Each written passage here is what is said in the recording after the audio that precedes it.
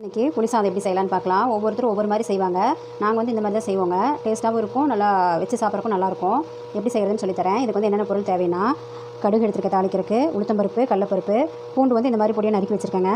பெருங்காயத்தூள் கொஞ்சம் 1 ஸ்பூன் எடுத்துருக்கேன், மஞ்சத்தூள் 1 ஸ்பூனு, வெங்காயம் சின்ன வெங்காயம் வந்து கொஞ்சம் போடுறேங்க. இது வீட்டுக்கு மட்டும் சாப்பிட்ற மாதிரி இருந்துச்சுன்னா நம்ம சின்ன வெங்காயம் போட்டுக்கலாம். இல்லை டூர் வெங்காயம் வெளியில் போகிற கொடுக்கணும்னா வெங்காயம் போடக்கூடாது, வாசம் அடிச்சிடும். அதனால் வந்து இப்போ வீட்டுக்கு செய்யலாம், நான் வெங்காயம் போடுறேன். கருவேப்பிலை கொஞ்சம், நடக்கலை ஒரு கைப்பிடி அளவு எடுத்து வச்சுருக்கேங்க. வரமிளகா வந்து எடுத்து வச்சுருக்கேன். புளி வந்து ஒரு 50 கிராம் புளி தண்ணி நல்லா கரைச்சி வச்சுருக்கேன். இப்போது பொடி செய்கிறதுக்கு என்ன வேணும்னு பார்த்துக்கலாம். இப்போ வந்து இது நம்ம ஒவ்வொருத்தர் வந்து வெறும் வெந்தயமும் கடுகு மட்டும் போட்டு வறுத்து எடுத்து வாசனைக்காக சேர்த்துவாங்க. நாங்கள் வந்து இன்னும் கொஞ்சம் பொடியாக அரைச்சி சேர்த்தோம்னா ஒரு வாசமும் நல்லாயிருக்கும், ருசியும் நல்லாயிருக்குங்கிறக்காக இந்த பொருளெல்லாம் சேர்த்து பொடியாக அரைச்சி வச்சுக்குவோம். என்னென்னு சொல்கிறேன். இதுக்கு வந்து மல்லி 1 ஸ்பூன் எடுத்துக்கலாங்க. அப்புறம் சீரகம் வந்து ஒரு 1 ஸ்பூன் எடுத்துக்கலாம். மிளகு வந்து ஒரு 1/2 ஸ்பூன் எடுத்துக்கலாங்க. கடலப்பருப்பு வந்து ஒரு ஸ்பூன் எடுத்துக்கோங்க. வெந்தயம் வந்து ஒரு ஸ்பூன் எடுத்துக்கிறேன். கூட காஞ்ச மிளகாய் வந்து ஒரு 3 போட்டுக்கிறேன். உளுத்தம்பருப்பு வந்து 1 ஸ்பூன் போட்டுக்கிறேங்க. போட்டு கொஞ்சம் கருவேப்பிலை போட்டு நம்ம நல்லா வறுத்து எடுத்துக்கலாம்.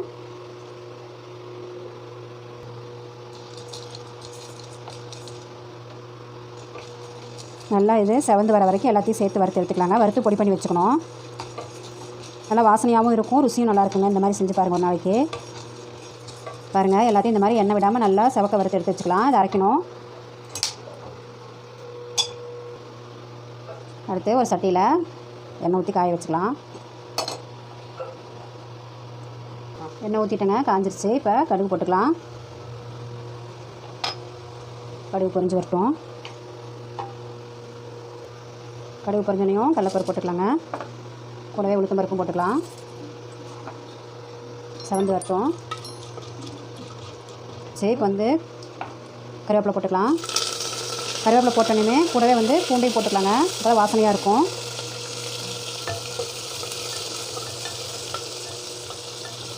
பூண்டு நல்லா பொரியட்டும்.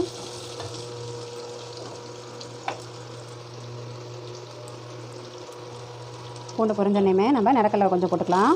நிலக்கடலையும் பார்த்திங்கன்னா எண்ணெயில் பொரிஞ்சதுனால தான் டேஸ்ட் நல்லாயிருக்குங்க. அதனால் எண்ணெயிலே போட்டுக்கிறேன். வறுத்த நிலக்கடலை தான்.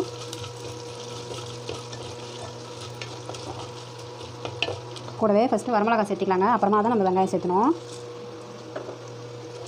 எல்லாமே நல்லா எண்ணெயில் வதங்குறப்ப அந்த வாசமே நல்லாயிருக்கும். அதுக்காகவே எல்லாத்தையும் எண்ணெயில் வதக்கிக்கிறோம்.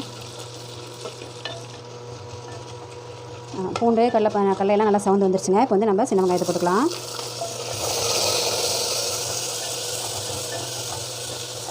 நல்லா வதங்கட்டும் வெங்காயமும் எண்ணெயில். இந்த அளவுக்கு எல்லாம் வதங்கி வந்துருச்சுங்க. இப்போ வந்து நம்ம புளி ஊற்றிடலாம்.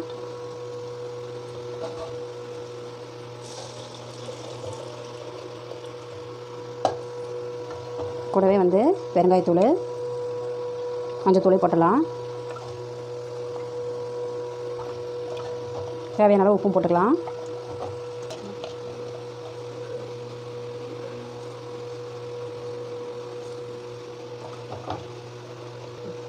இப்போ இதெல்லாம் உப்பு எல்லாமே போட்டாச்சுங்க. இது நல்லா ஒரு கொதி வரதுக்குள்ளார நம்ம இதுக்கு சேர்க்க வேண்டிய பொடியை வந்து அரைச்சிட்டு வந்துடலாம். ஒரு கொதி வரட்டும். இப்போ நம்ம வறுத்த பொருளெல்லாம் அரைச்சிக்கலாங்க மிக்சியில் போட்டு.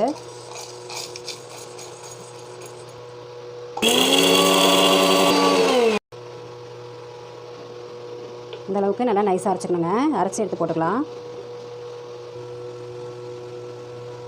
பாருங்கள், நல்லா கொதிச்சு வருது. இப்போ வந்து நம்ம இந்த அரைச்சி வச்சுருக்க பொடியை வந்து இதில் சேர்த்துக்கலாம்.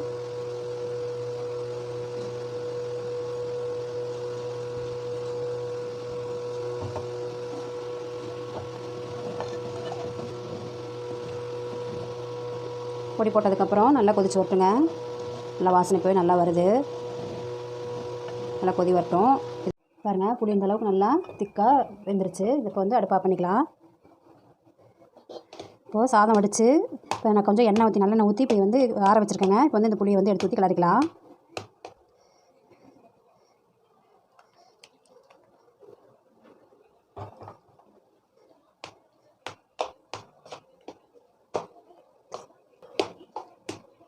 இப்போது இந்த மாதிரி வேணுங்கிற அளவு புளியை எடுத்து சாப்பாட்டில் ஊற்றி நல்லா கிளறிக்கணுங்க. இந்த வெள்ளை சாதத்தில் கொஞ்சம் நல்லெண்ணெய் ஊற்றி வச்சுருந்திங்கன்னா சோறு நல்லா உதிரியாகவும் இருக்கும்.